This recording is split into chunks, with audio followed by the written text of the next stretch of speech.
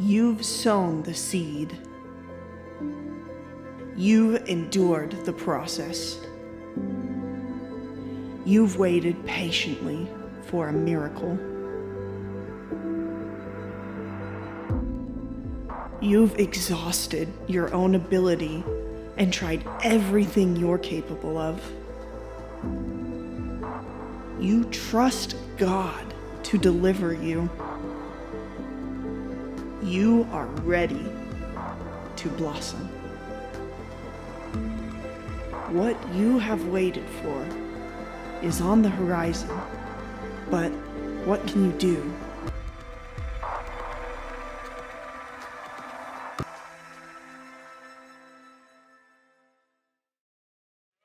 Awesome. Until then, a new series we're starting. What do you do until then? You get the calling, you feel like you're called to do something, you have a stirring, and you know you're ready, and everything around you says, not yet. What do we do until then? Before I start the series, I want to encourage you with a word. Ken, would you bring that testimony up? I had a chance to go speak when I was out of town, and Jonathan covered for me. I was in Houston, and I was sharing the same word. It was after 4th of July, so I shared the word that we had for 4th of July on the Declaration of Freedom, the Declaration of Independence that we talked about, and how there has to be a declaration of freedom before you experience it. That before you may be talking about freedom, maybe complaining about the shackles, but you have to proclaim freedom for there to be a fight for it, because it makes you realize what you're fighting for. And the Declaration of Independence was written before they experienced freedom. That makes sense? So I taught that message, and this guy is from that church in the Woodlands. His name is Al Jenkins. He said, I hope you'll have a wonderful vacation. He's talking to Pastor Randy because he was out of town. And I pray all is well. Brother, I'm hoping you can pass on some real good news to Pastor Rolando. You know, I've been called Alfonso, Rodrigo. It's Orlando, but it's okay. But you can understand Pastor Orlando. You can kind of see it. He said, he preached a couple of weeks ago. He preached on declaration. I had struggled with a torn rotator cuff for over 2 years. His message resonated with me, and that afternoon, God healed my shoulder. Just show you how God works. So you hear a word, and it stirs something of faith within you, and then you go, and this is all that the Holy Spirit needs from you. You may be struggling, you have an ache, you have pain, and if you hear a word and it makes you go, that's all the Holy Spirit needs to begin to work on your faith, to go, I wonder if that's possible. Could that be possible? This guy heard a word, he began to declare it, and he got healed. I want to encourage you. This is how the Spirit of God works. I'll leave it here, babe. The Spirit of God, the Word of God, you'll hear something, it'll start working in your heart, it'll start kind of resonating in your heart, and then you'll have the faith to believe. So today, I just want to open up your heart and let you know that God's for you, He's not against you. And sometimes He's waiting for you to declare your own freedom.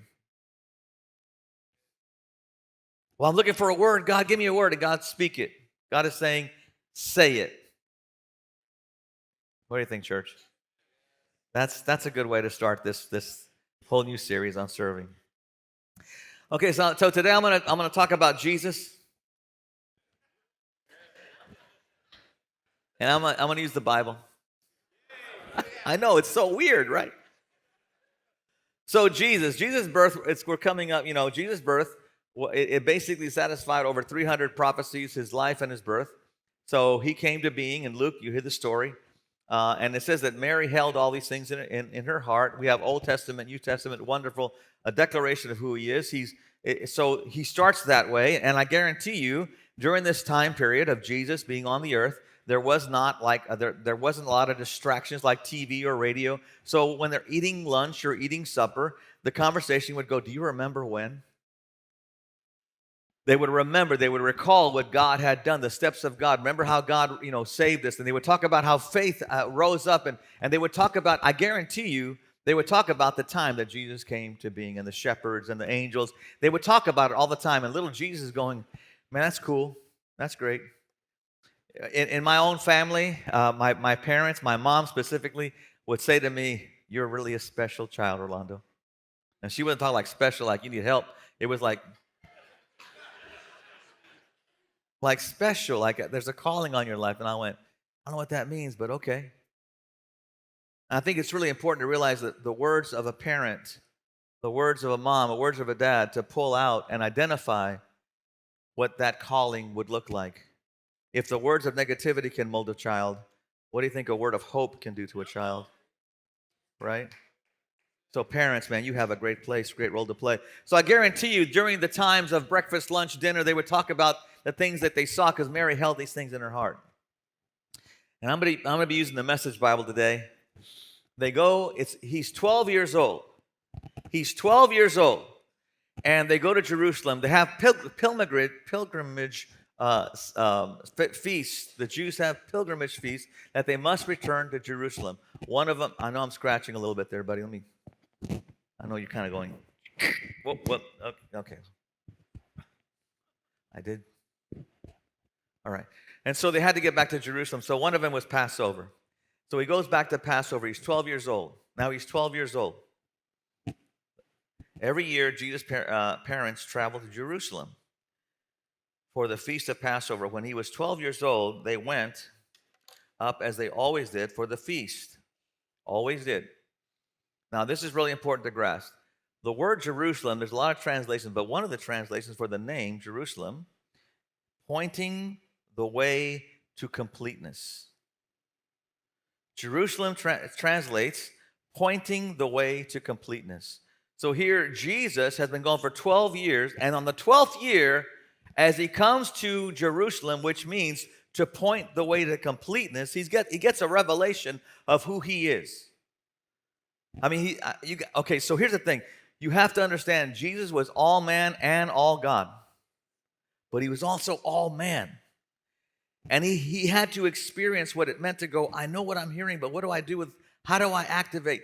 As a man, he had to face trials and tribulations and had to overcome insecurities that we all face.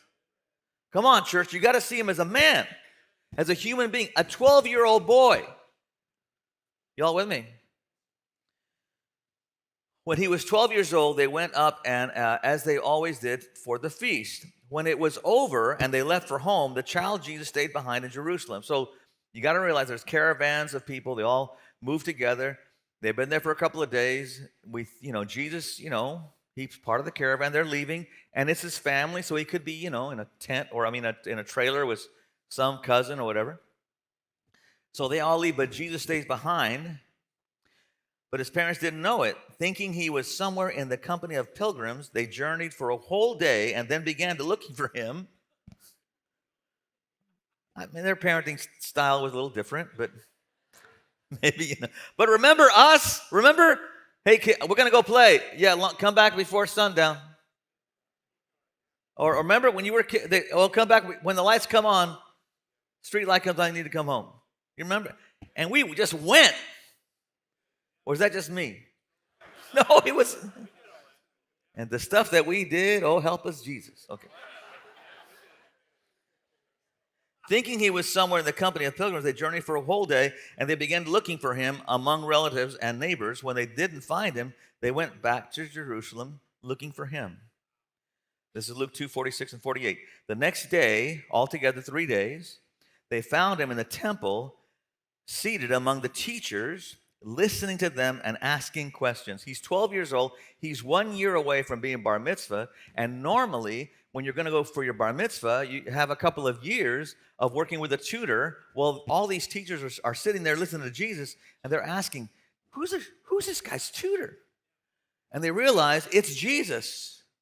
And Jesus realized Jerusalem is pointing the way to completeness. And Jesus is realizing, I've got the stuff. Y'all come. He's a man and almost turning 13. You know what a 13-year-old thinks? Okay. Okay, so the next day they found him in the temple, right? The teachers were all quite taken with him, impressed with the sharpness of his answers. But his parents were not impressed. And they were upset and hurt. Have you ever lost a child? Anyone? I have. I think I left Jen and Josh and Tori many times at church. Because, see, we had church on Wednesday night. Then we have, choir practice and praise and worship. So it's 10 o'clock, and everyone's saying goodbye, and the kids are hanging out and they're playing. I take off. I get home. Kim says, "Where's Jen?" She came home with you, right? I have to go back and find Jen. Or Tori, or Josh. It just happens. Every once in a while, I lost my kids. I wasn't hurt. I was like, oh my God, I'm in trouble. So here's his parents were not impressed, and they were upset and hurt.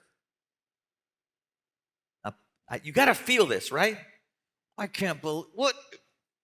His mother said, "Young man, why have you done this to us? Your father and I have been half out of our minds looking for you." Can you hear it? Yes, this is real. This is real stuff, y'all. He said, "Why were you looking for me? Didn't you know that I had to be here dealing with the things of my father?" Does that ding you a little bit? I know you don't want to, it's Jesus, so you don't want to say, "Jesus, what do you," because but in the real world, that's a strange response. No, I'm serious. You got to get, I know we know him as King of Kings and Lord of Lords, but right now he's 12 years old.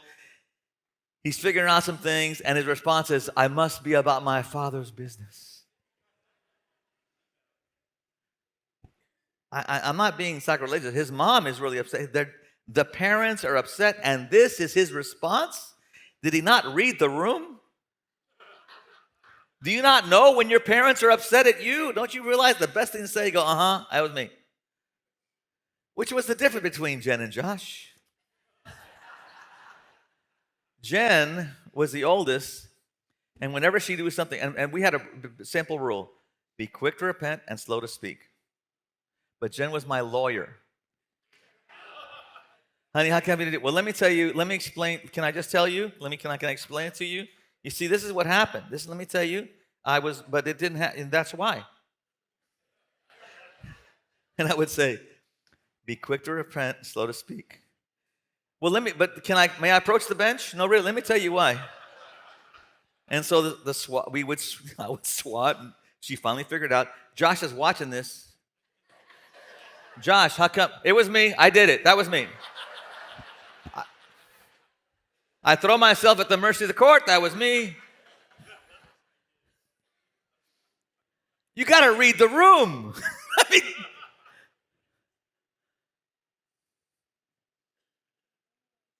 he said, "Why were you looking for me?" So it says, but he said, "Why were you looking for me? Didn't you know that I'd be here dealing with the things of my father?" But they had no idea what he was talking about. They really had their emotions had gotten so out of control, they had completely forgot the shepherds and the angels and he's the Christ and born. I mean, they got so caught up with emotion. "Why have you done this to hurt us?" And their parents, and the Bible says to honor your father and mother. It doesn't say honor your father and mother if they're right. It says honor your father and mother. Okay, so I'm going to deviate. I got a couple of verses in Hebrews we got to cover here. It says this in Hebrews 5:7. While Jesus was here on earth, he offered prayers and pleadings with loud cries and tears to the one who could rescue him from death. And God heard his prayers because of his deep reverence. How did he hear his prayers? He heard his prayers because of his deep reverence, but he offered them with loud cries. So Jesus was an emotional guy, and he would cry and loud. And so when some people pray, it's like, "Oh, Father God, Lord, you're so good. Whoa, God, I just love you. Man, God, I'm so, man, he was an emotional guy. It's okay to be emotional loud in church. Everyone can say amen. See, that's what I'm talking about. You can say that if you want to in this church. He was emotional, but that's not why God heard his prayers. He heard his prayers because of his deep reverence. Now, what this translates in the Greek, deep reverence, holy, but it has an action to it, inducing circumspect behavior. Deep reverence affects your behavior. He knew who he was, but he had a deep reverence for God that affected his behavior. That makes sense, church? You may know him one way, but you're living another. To know him it will affect your behavior, how you conduct your life. And it says Jesus learned this. Look at the next verse. Even though Jesus was God's son, he learned obedience. And this word obedience, we think action. No, he learned obedience. This means attentive hearkening. He learned how to hear quickly. He made a statement. That didn't look really good. Oh, he just made a statement at 12. I got to be about my Father. And he looked at the ring going, that's not really ringing really true. Before I get caught up with it, I need to change my behavior.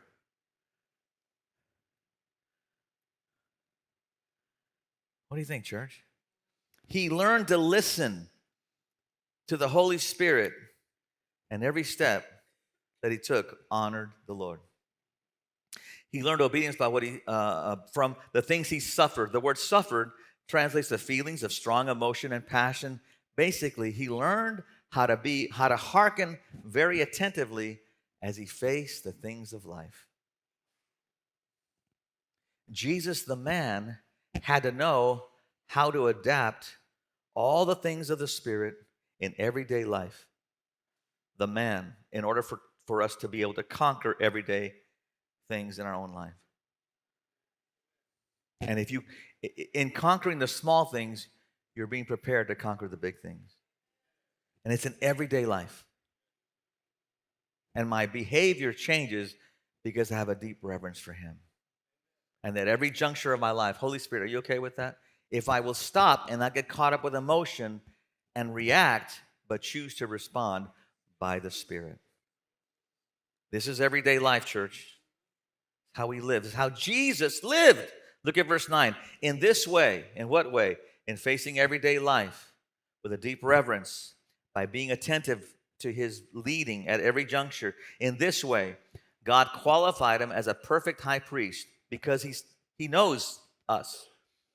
And he became the source of eternal salvation for all those who obey. Talking about us. Eternal salvation for all those who obey. This is a verb tense of the same word, attentive listening to him. So he learned, and he equips you to learn how to listen attentively, and it's a verb, which means how to act on what you hear. What do you think, church?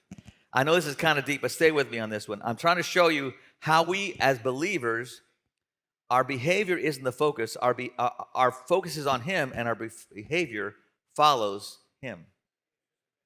A lot of times in religion, we focus on behavior modification, thinking that somehow it's going to attain something. It's just going to frustrate you because you can't do it. But because you love him, the expression of your life is honorable behavior. And because you love him, you listen to him attentively. And when you face things in life, you choose to respond honorably instead of react because I have the right to. Y'all with me? Hebrews 12:28. We should be grateful we were given a kingdom that cannot be shaken. And in this kingdom, we please God.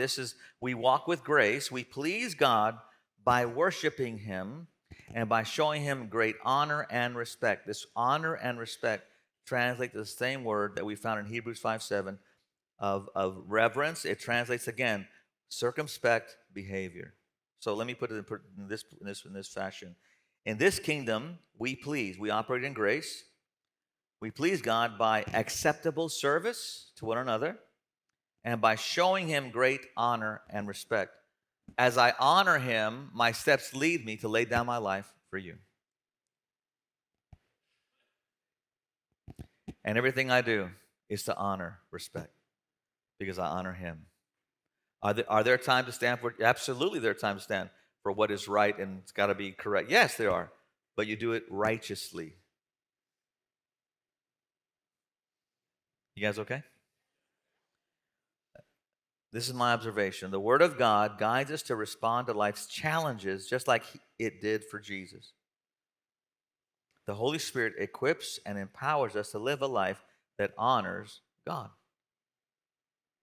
I'm not trying not to do something. I'm honoring God. I'm trying not to no, I just honor Him and I stay close to Him, and the fruit of my life is honorable. Isn't that good, church? So let's go back to the story. The story. I'm about my father's. Your dad and I have been looking for 3 days for you, boy. And here's where you are. I must be about my father's business. Something about that isn't working, Lord. I'm looking at my parents. They're about ready to rip my head off. Okay. Who else is in the room? The Jewish leaders are in the room. And in their value system, wisdom, the cool factor, the word is like paramount. That's the guide. Jesus would later say in Matthew 23, they preach good, but they don't live it. So they elevated wisdom and doctrine and stuff that's cool, but they didn't live out what they believed.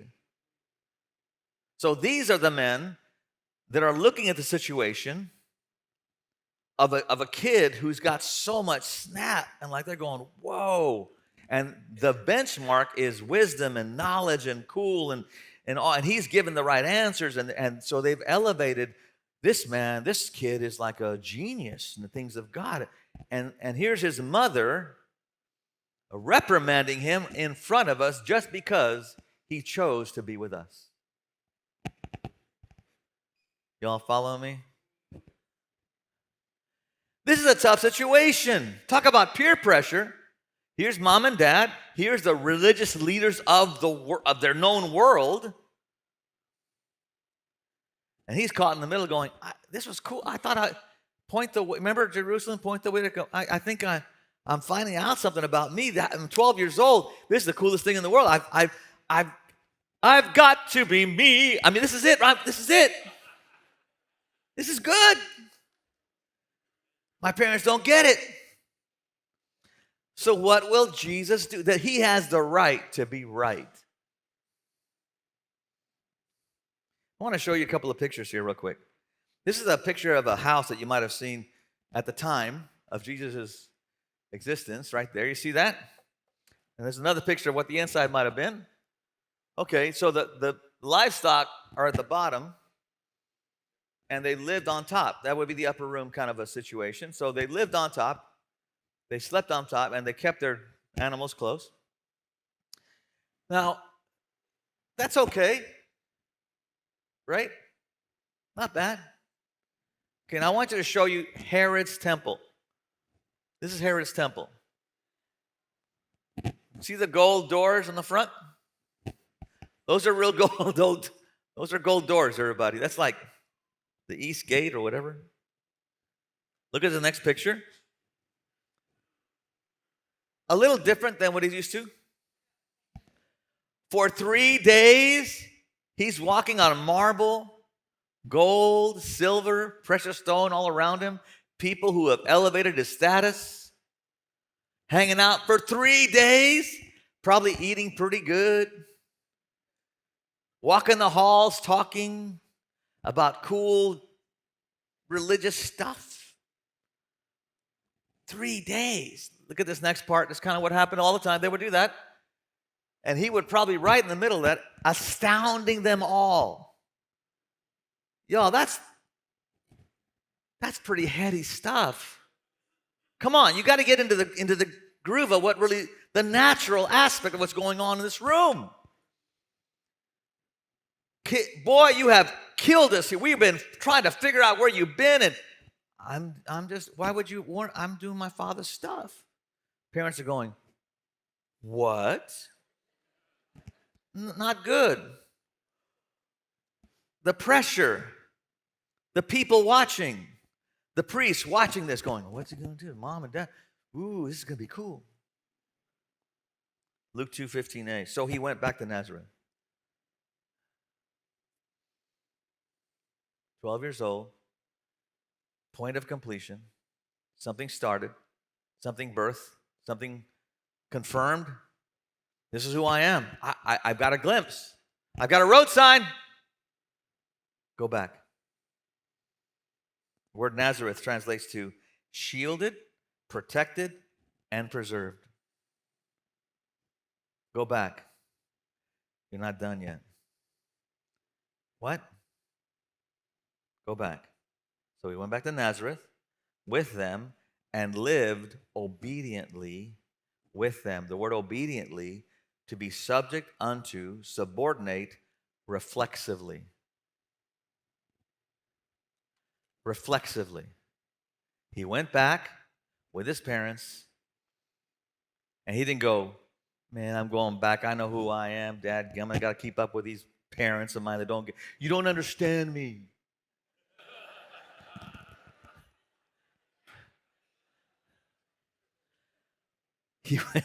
He went back reflexively. My reflex is to obey. My reflex is, what do you want me to do, Dad? I got that. I'm ahead of you on that one. I'm gonna serve and serve well out of reflex, joy. In this time of preservation, of preparation, I'm going to serve. What do you think, church?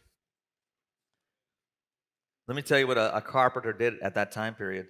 To build and maintain the roof, make doors, lintels, shelves, tables, cabinets, also made ladders, wheels, yokes for the animals, farm implements. A broken chair or table, damaged dressers and cabinets he repaired. A carpenter repairs broken things. Wait a minute.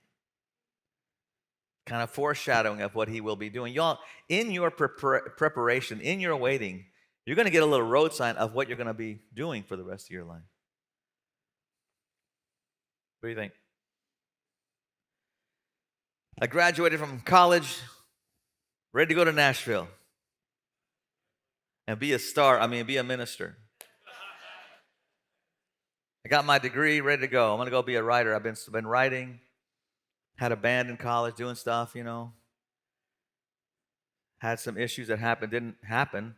And so I said, God, I had this teaching job worked out. It didn't come through. So for sure now, tomorrow morning, I'm loading up my VW Bug, and I'm driving to Nashville to be a minister of the gospel, kind of. The Lord is so good to know the motive of our heart. Tomorrow, and unless you change the plan, I'm leaving tomorrow morning. Tomorrow morning comes, I get a phone call. We need a band director at Centerville. I'm going, get behind me, Satan. So I thought, you know what, I'm going to go teach for a while. I'll do the teaching thing for a while, then I'll take off. 7 years later. And I love teaching, by the way. I fell in love with teaching because I'm teaching kids who don't even know how to blow their nose, how to hold an instrument and play and make music and create this wonderful expression from who they are. Most awesome thing, and it's a foreshadowing of what I'll be doing for the rest of my life. In your preparation, there's a foreshadowing of who you are and what you're meant to be, but you're not ready yet. It's a preparation time. What do you think, church? Isaiah 44:13 and 15, it shows you what carpenters are about. The carpenter stretches out a line. He marks it with a pencil. He fashions it with planes and marks it with a compass. He shapes it. He cuts it down, cedars, or he chooses a holm tree or an oak and lets it grow strong among the trees. In the forest, he plants a cedar, and the rain will nourish it. He's precise, the carpenter. He builds. He takes something that's raw and makes it beautiful.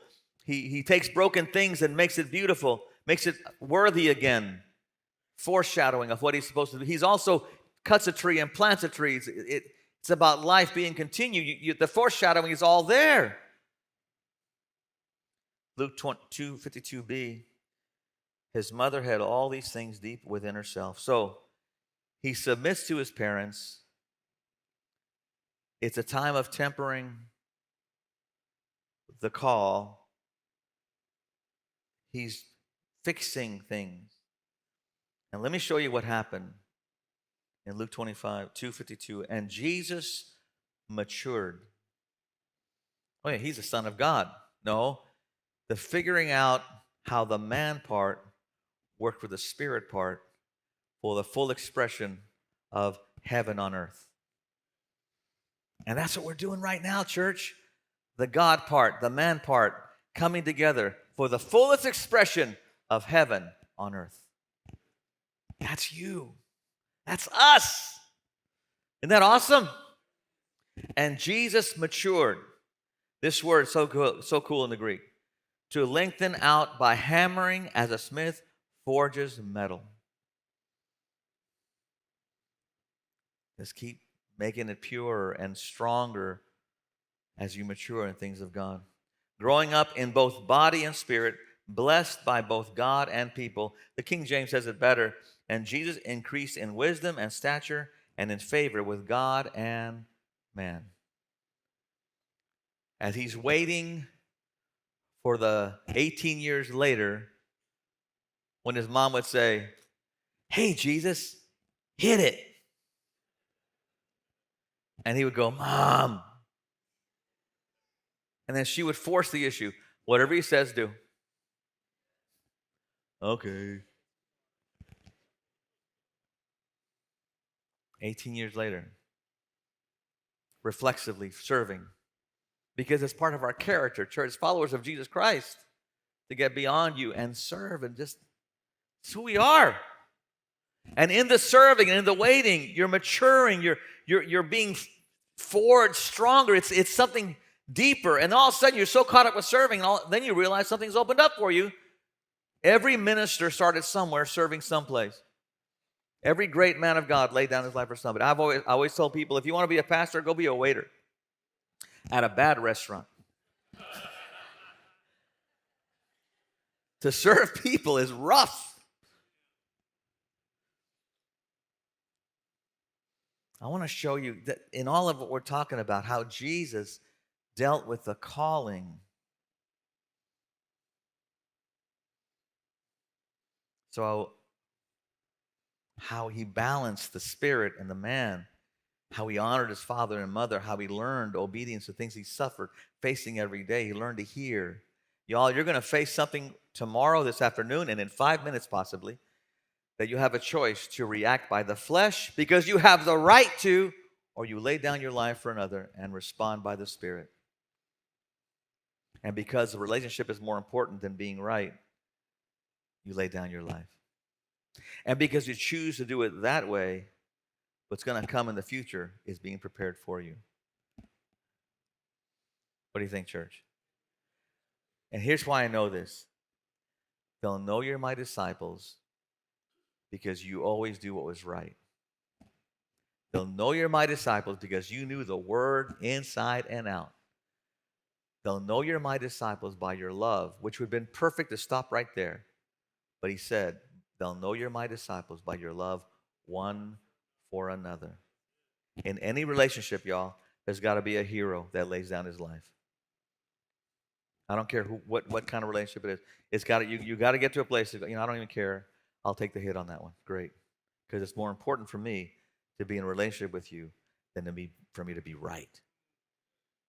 This is what Jesus exemplified. Could he have said, "Woman, mother"? Could he? And if he would have done that, because he had the right to be right, he would have broken the law of honor your father and your mother. You want to fight the temptation of doing what's right because you have the right. And this is what's so cool, y'all. The Holy Spirit will show you. He'll show you when it's time to lay down your life and when time to stand up for truth. He'll show you.